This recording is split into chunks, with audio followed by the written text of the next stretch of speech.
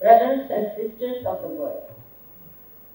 It is a great honor for me to talk about global problems of women in front of this distinguished assembly.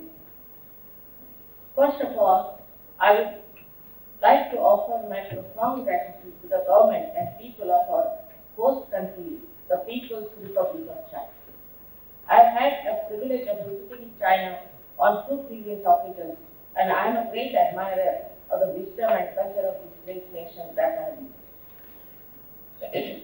This is beyond my imagination, the most glorious time in the history of the world that at this time we are so much aware of the problems of women.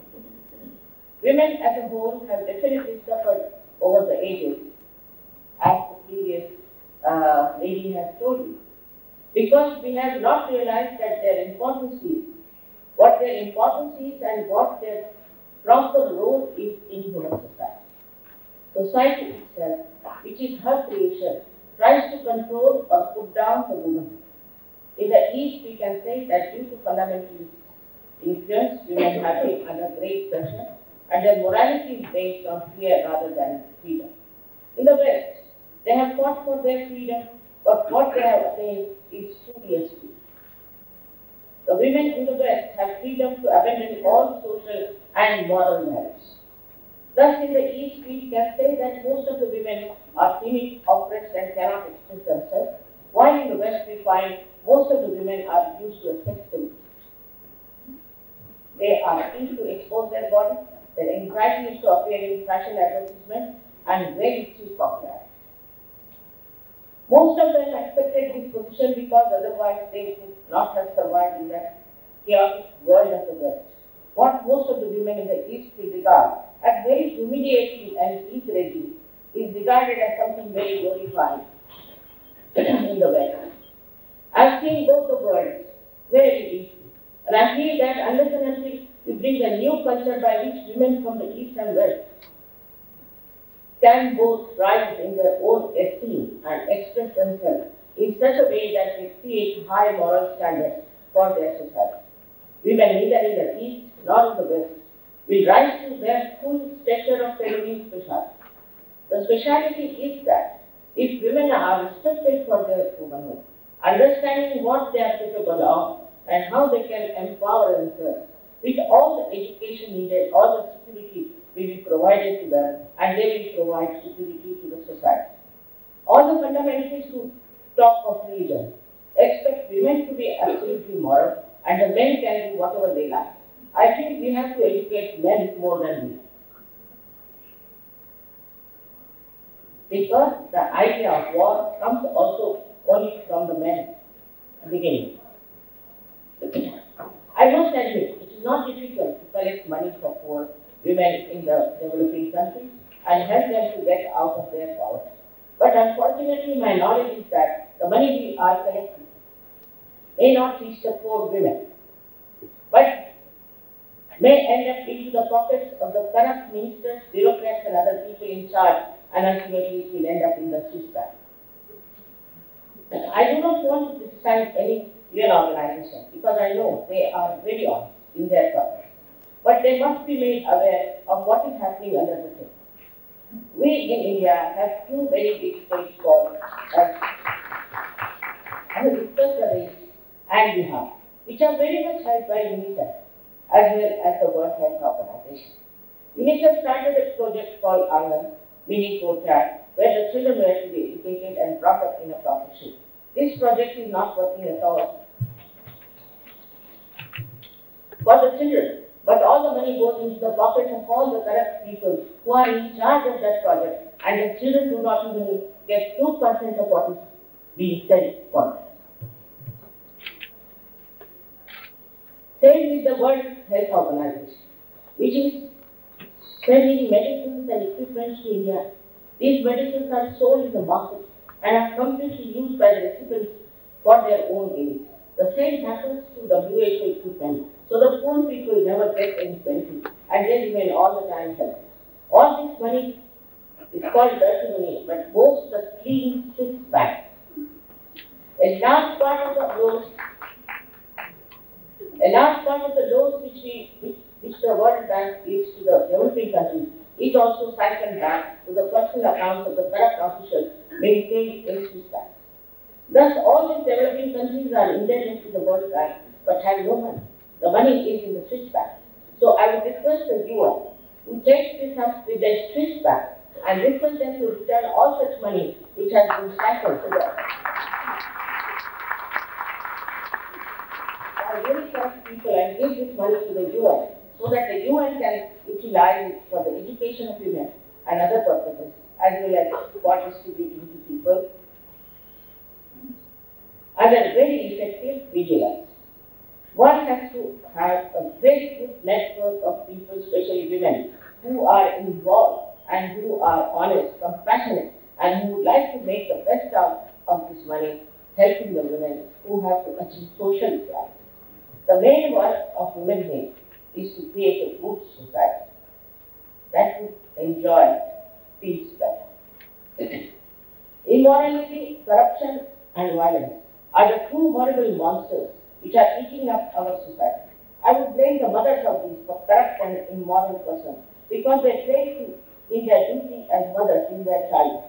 The loving training of the mother is the first and most effective influence in shaping the children into beautiful students. Mothers who never try to guide with great concern and love, or the wives of the daughters who are falling into the fear of the men or of the destructive culture, have not done their duty as integral members of the family to strengthen the moral fiber of the men. It is important also to see how children are treated in these two cultures of East and West. What we see in the East is that the children who listen to their mothers, if they are not under fundamentalist culture, this culture relegates women to the level of an inferior human being, fit to be dominated by men and children. In the West, also the same thing happens. Children don't respect their mothers. Neither do they listen to them.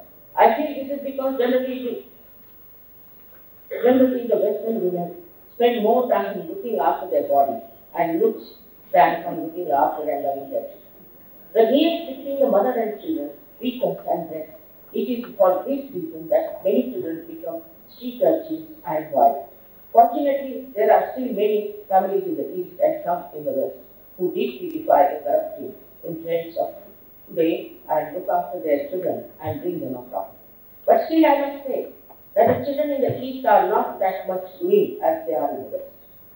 The reason also is that in the East there are many people who have not taken to fundamentalist culture or to the Western culture and have a very good society and produce children who are exceptionally good, though this number may not be very great.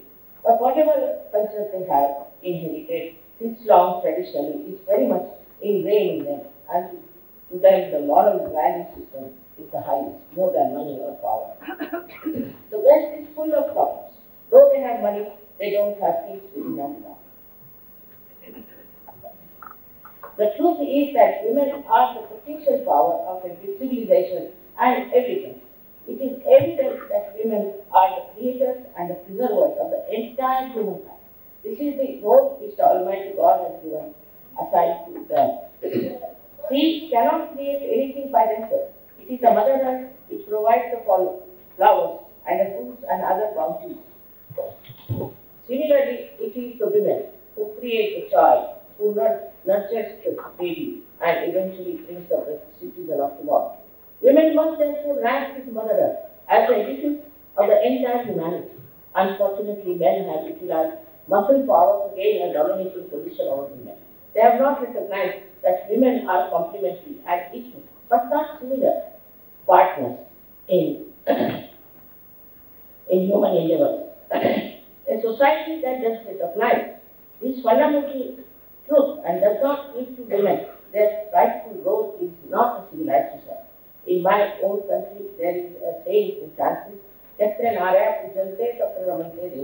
which means that where the women are respected and respectable, there resides the gods of our well-being. So it is for us at this moment to understand the value of this great power that is given to us by our Creator. But what do we find, whether in the East or the West? Women have not been able to give a full manifestation of their graces. I am not suggesting at all that the only role of women in human society is that of the mother. the procreator and the preserver of children, or that of a wife or a sister. Women have a full right to participate as equal partners in every aspect of life: social, cultural, educational, political, economical, administrative, and the rest. In order to prepare themselves for this all-pervading role, they must have the right to education in all branches of life. But if they are mothers, they have a great responsibility towards their children as well as their society. Men are responsible for politics and economics of the country, but women are responsible for the society. Women can also support men. They can make leading part, of course, in any position. But it is very important that they should not forget they are women who have to manifest deep motherly concern and love. If they become manly and aggressive, the balance of the society cannot be maintained. At the same time, I must admit that while we ask for the rights of women, we must also stress the fundamental duties of women to the human society. If the women in the West of those who are educated in the West, also some others are educated, have gone to the other extreme when they are taking to political, economical, or administrative roles to compete with men. They have become much too self-based, self-centered, and ambitious. They have no more their soothing, pleasing qualities which can bring peace and balance. On the contrary, they become dominating, pleasure-seeking individuals. They are far more worried about their physical attraction than about having a pleasing, sweet, and dignified personality. They give in to their base self much faster than men, wittingly or unwittingly. All this leads to chaotic societies, and children grow up into street urchins preparing for wars. What we need is a balance between the two extremes. We need women as equal but not similar partners with men, but with a subtle understanding of the nature of men and how to bring them into the center with their inner balance. We need balanced women in order to have a balanced human race with peace within itself. You might say all this is excellent in thought, but how do we achieve this state of balance? How do we stem the tide of diseases, corruption, immorality, immaturity, and violence? How do we end the present state of conflict and confusion? How do we bring about peace within every mind and heart? I very humbly submit that there is an answer to these questions. There is a new way. Should I say the tell them to me? Yeah, if you could just help them, because we have 3 more minutes. Okay, you have 3 more minutes. Whatever I am going to tell you now is not to be taken for granted. You should, of course, have your minds open at times and treat whatever I am saying as a hypothesis. If this hypothesis can be proved, then you have to accept it as honest person, as absolute truth, because it is for your benevolence. It is for the benevolence of your family. It is for the benevolence of your country and for the benevolence of the whole world. I am here to tell you about the last breakthrough of our evolution. This breakthrough of our evolution is in our awareness, has to happen in this modern time, and has been moreover recorded in the writings of many seers. These are the times called as the decadent times, last called by great Saint Vyasa, who has written the Gita. And it is the decadence of humanity that we see around in every way possible. And unless and until we improve that, wars cannot be avoided. Now, I would like to tell you the secret knowledge of our inner being, which was known in India thousands of years back. For our evolution and spiritual ascent, there is a residual power within us, which is located in the triangular bone at the base of our spine. This residual power is known as Kundalini. Though the knowledge of this power was available thousands of years back in India, the awakening of the Kundalini was done traditionally on an individual basis only. One guru would give awakening to one disciple. As a result of that awakening, what happens is that you achieve your self-realization, yourself.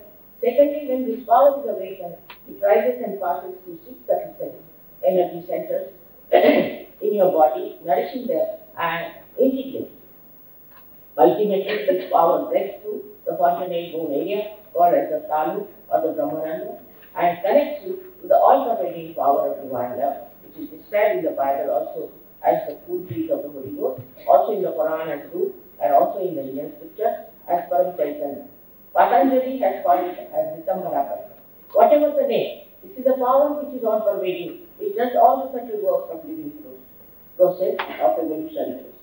The existence of this all-pervading energy is not felt before realization, but after self-realization, you can feel it on your fingertips or at the center of your palm or above the possible bone head. Moreover, this process has to be spontaneous. Sahaja means gift and Ja means born. That means the right to get this union with the all-pervading power of divine love is the birthright of every human. Our mental energies are limited. Our limited mental energy, which is linear in movement and has no sustenance of reality, reaches a point and stops. From there it boomerangs, and all the mentally linear movement comes back to us as a punishment cycle. So now we need more energy, higher energy, deeper energy, and for that this happening has to take place if you don't want to have another war. I must say that in the West, I have met many people who are true seekers of truth and are fed up of artificiality of the Western life. Also, they didn't know what they were seeking sometimes, and they have made lots of mistakes. They have gone to false gurus who have taken lots of money, and the people have become bankrupt and mentally and physically handicapped. The one thing you must know that the awakening of the Kundalini and thus achieving self-realization is a living process of evolution for which we cannot pay anything. It is like putting a seed in the Mother Earth to sprout, because Mother Earth has the power to sprout. It shows in the same way we have the generative power in the triangular bone with the Greeks called as segment. This is a 3.5 point energy. It shows that the Greeks knew that this was a sacred bone, and hence they gave the same name Sigma.